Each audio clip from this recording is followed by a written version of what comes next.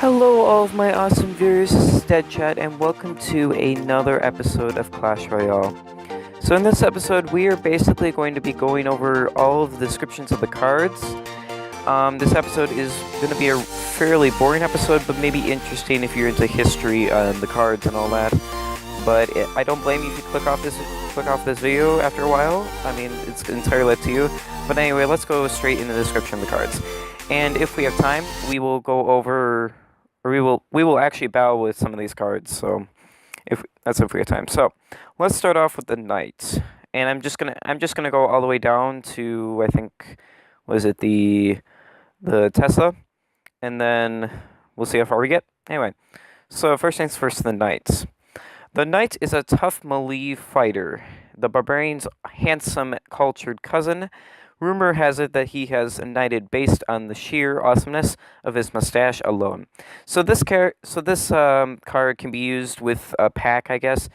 Honestly, in my opinion, it's not. I mean, it's useful down at the first arena, but as you go up, it really isn't useful. So, I mean, always bring it with a pack.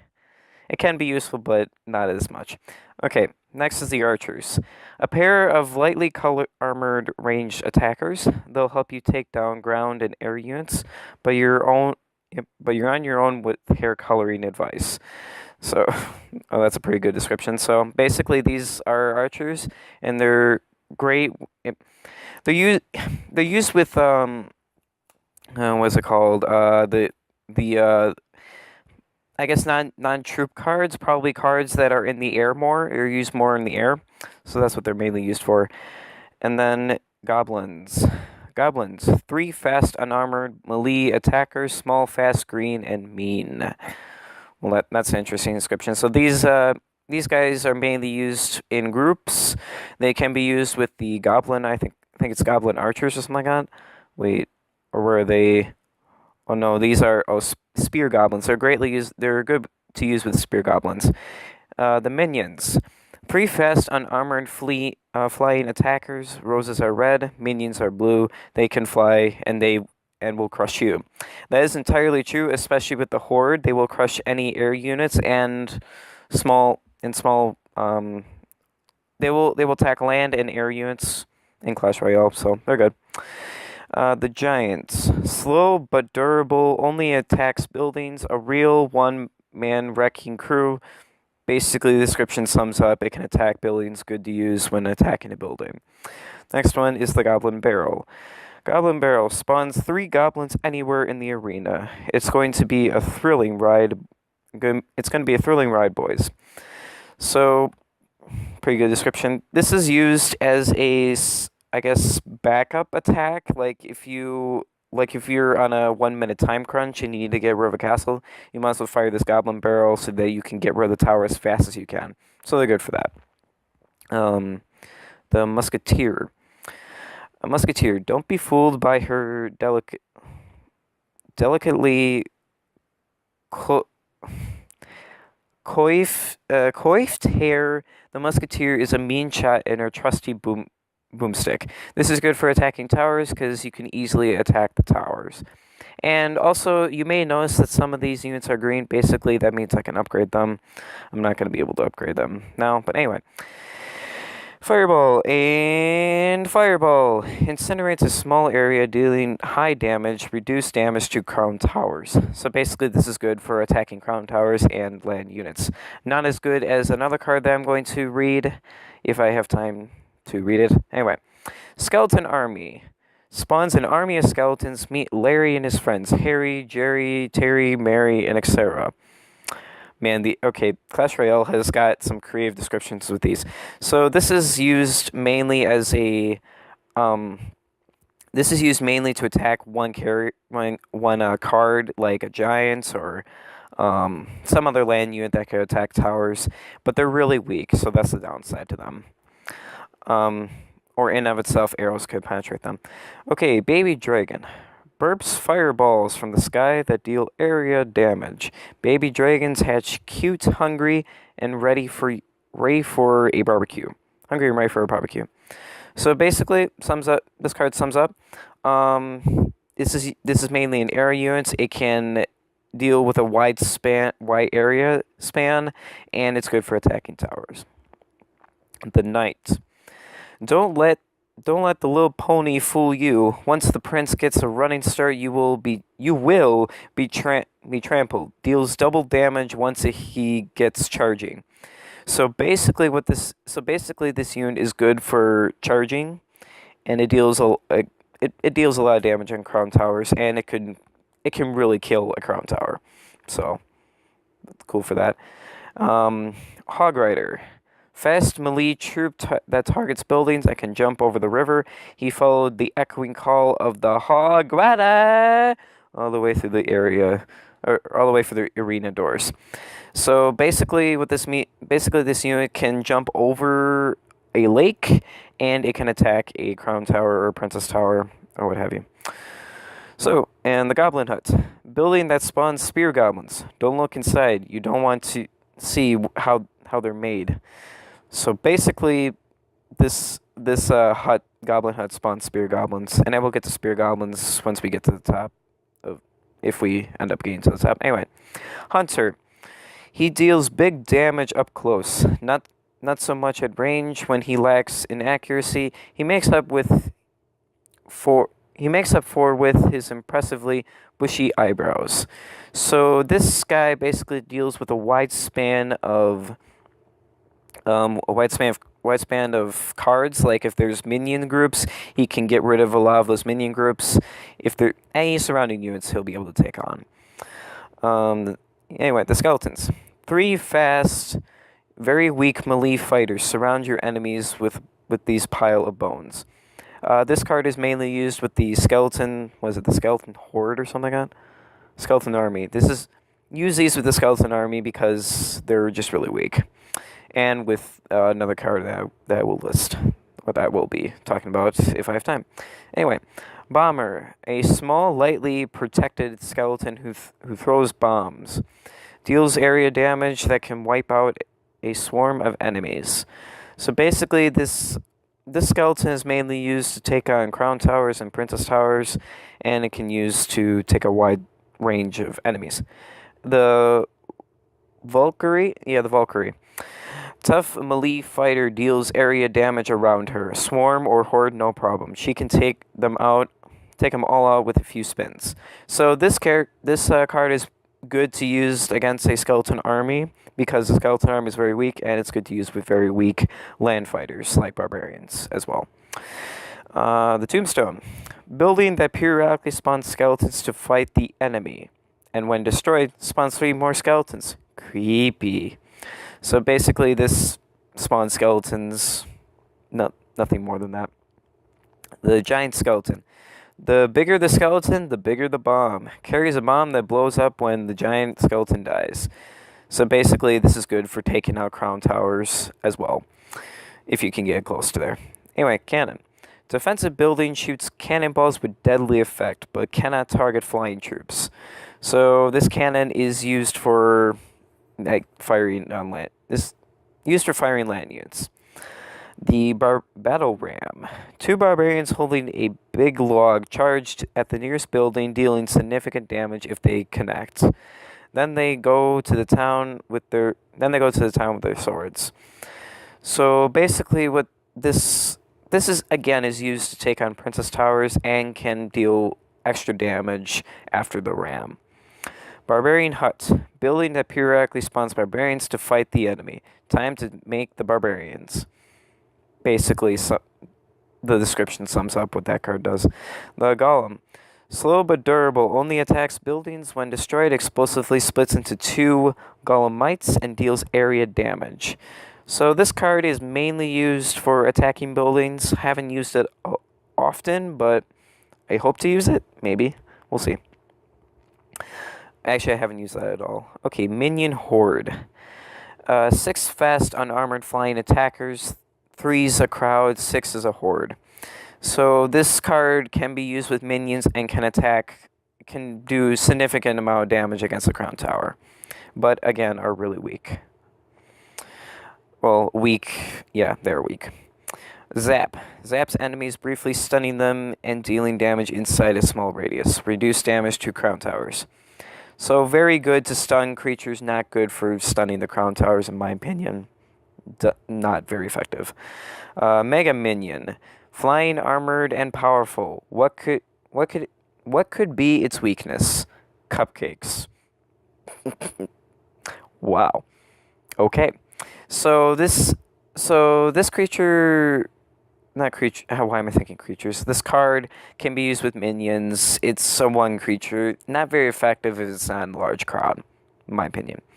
Inferno Tower, defensive building, roast targets and damage that increases over time. Burns through even the biggest and toughest enemies. So what's unique about this tower is it not only defends, but it can cause significant amount of damage over a small period of time. Like, you can see the damage and the damage per second. The P.E.K.K.A., a heavily armored, slow melee fighter, swings from the hip, but packs a huge punch. This is very good when it comes to crown towers. Yep, very good. Give me a second, too. There we go. Lightning. Bolts of lightning damage and stun up to 3 enemy troops or buildings with the most hit points in the target area. Reduce damage to crown towers. This is more effective on the crown tower, so I would use this versus the other stun, which you could probably just stun enemies and that would suffice. The only downside is that it has 6 elixir. The fire spirits. These 3 fire spirits are on a kamikaze mission to give you a warm hub.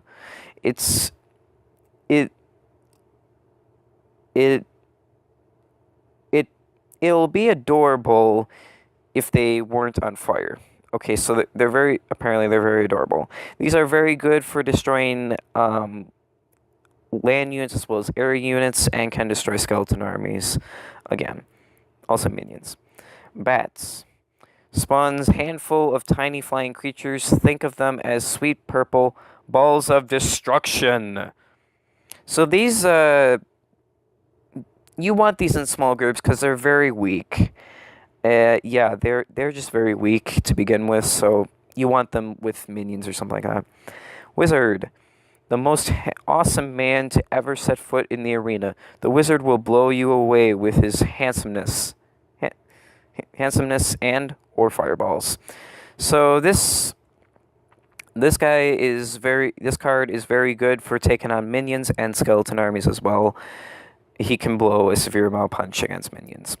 Furnace. The furnace spawns 2 fire spirits at a time. It also makes great brick oven pancakes. Okay. So this spawns fire spirits, which are very deadly. Poison. Covers the area in a deadly toxin, damaging enemy troops, buildings over time, yet someone leaves the grass green and healthy. Go figure.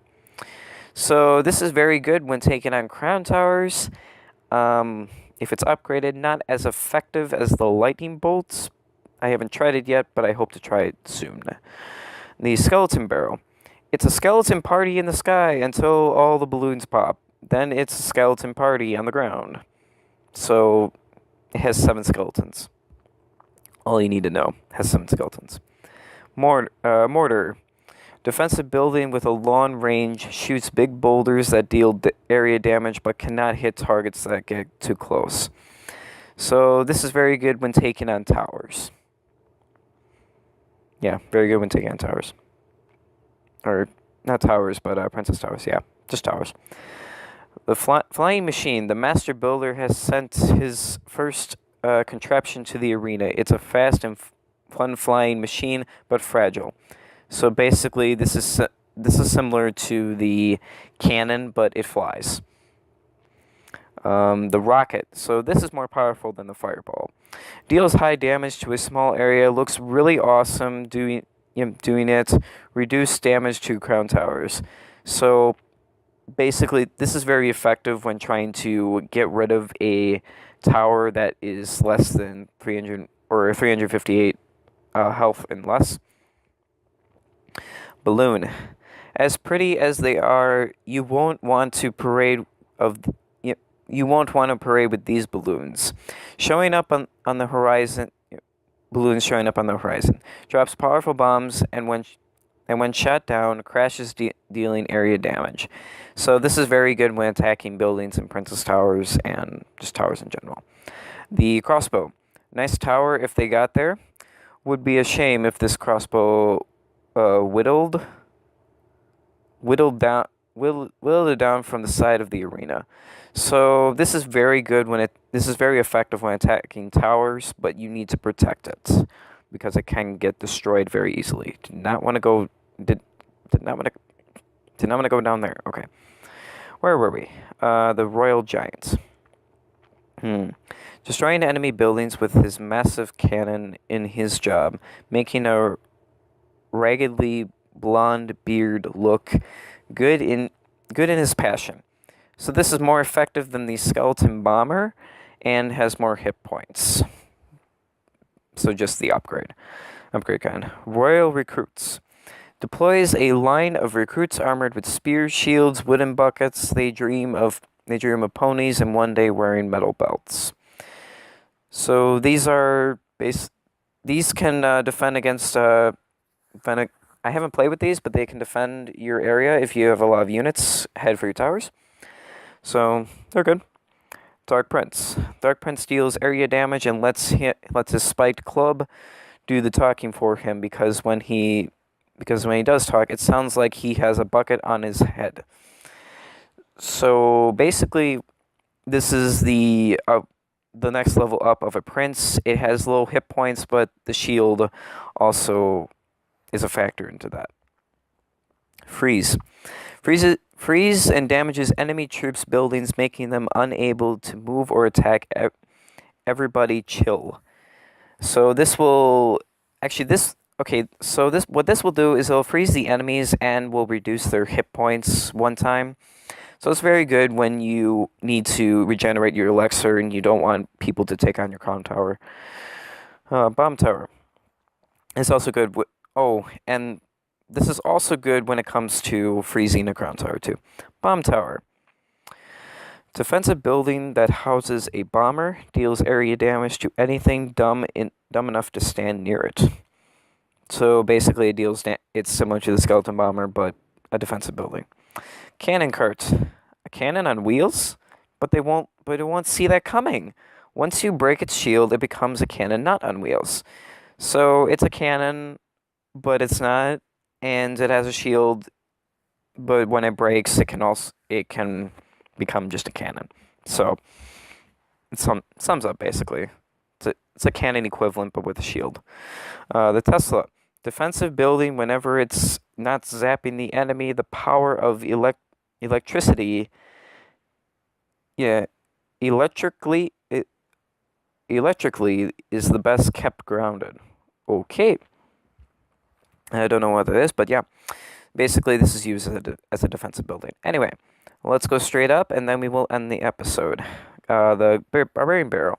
It rolls over and damages anything in its path, then breaks open, and out pops a barbarian. How did he get inside? So basically, this is very good when taking on skeleton army and weak land units. Lava Hound. The Lava Hound is a majestic flying beast that attacks buildings. The lava pups are less majestic angry babies that attack anything. So this is good for taking on a princess tower, but have it heavily guarded, and it can take other units as well. Witch. Summons skeletons, shoots destructo beams, has glowing pink eyes that unfortunately don't shoot lasers. Well, that's a downside to her. She spawns skeletons and is very good with the skeleton army and those 3 skeletons. So, good for that. Spear Goblins. 3 unarmored ranged attackers. Who the heck taught these guys to throw spears? Who thought that was a good idea? Okay. This is very good when attacking a princess tower or a crown tower. So, arrows. Arrows. Arrows pepper a large area, damaging all enemies hit. Reduce damage to crown towers. Very good, very effective when attacking weaker land and air units. Heal. Heal your troops to keep them in the fight. Friendly troops are healed over time, and while in in the target area. Doesn't affect buildings. So basically, it just heals your units. Very good. Barbarians, a horde of melee attackers with the mean mustaches and even meaner tempers. Very good when attacking a crown tower and attacking one unit, such as a Valkyrie. Mini P.E.K.K.A. The arena is a certified butterfly-free zone. No distractions for P.E.K.K.A. only destruction. Not entirely true. This unit is similar to the P.E.K.K.A. but weaker, but it can still do significant amount of damage. And on top of that, well, you want to be careful because I kind of get distracted. So that is all the cards for you in this episode. In the next episode, unless we get a new card, we will be doing a live stream in Clash Royale. And then episode after that, or the episode next that's on Clash Royale, will be another how-to tutorial video. So until next time, farewell till we meet again.